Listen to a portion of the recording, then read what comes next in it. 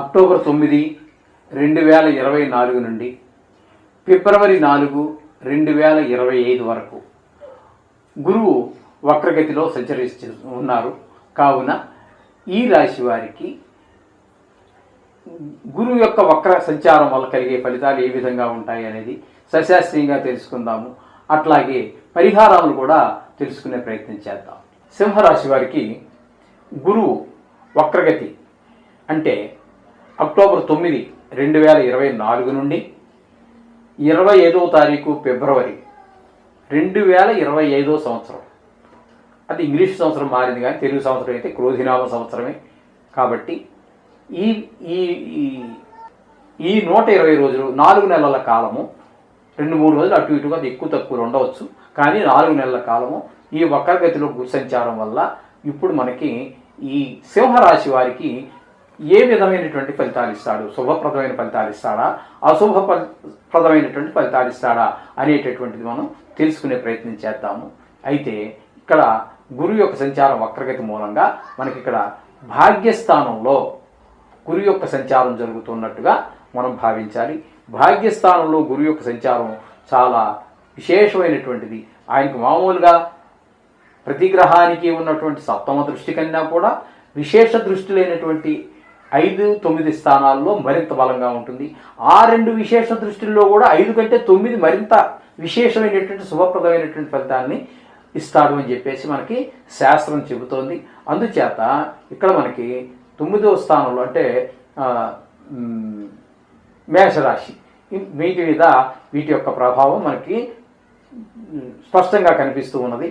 ఈ 4 రాశుల వారు కూడా మనకి ఈ మంచి సుఫలితాలే కనబడుతున్నాయి. కాబట్టి వీరు కూడా మరింత సుఫలితాలు పొందడం కోసం ఆయన యొక్క బీజాక్షర మంత్రాలు కానీ, వేద మంత్రాలు కానీ, లేదా శ్లోకాలు కానీ ఏది మీకు వస్తే అది చదువుకోండి.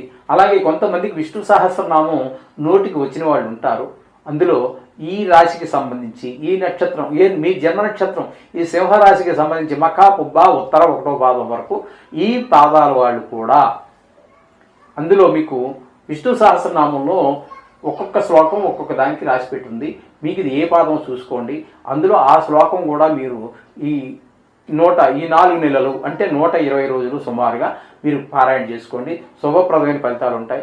లేదు వస్తుంటే లేదా గురుచరిత్ర చదువుకోండి. అది పుస్తకం చూసి చదువుకోవచ్చు, కొంతమందికి నోటికి రావచ్చు. అని చేత అది కూడా పెద్ద పుస్తకం, అది ఒక్క రోజులో చదివేది కాదు, ఒక అరగంటలో అయ్యేది కాదు. అలాగే లేదు అంటే గుడికి వెళ్ళండి, అక్కడ ప్రదర్శన చేయండి. గురువుకు సంబంధించినటువంటి శనగలని ఆవుకు తినిపించటమో లేకపోతే గుళ్ళో నైవేద్యం పెట్టి 10 మందికి పంచటమో ఏదో చేయండి.